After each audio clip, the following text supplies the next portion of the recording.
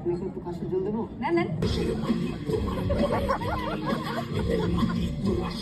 এবার আমাদের কয়েক কিছু নিয়ে আসি। এখন শুধু নাকের পানি আর চোখের পানি। এক বছর যখন সোলো গিটার বাজায় তখন গানের জন্য কেউ অপেক্ষা করে না। হাত ধরে হাঁটাহাঁটি করলাম আমরা। আমি জিম করি।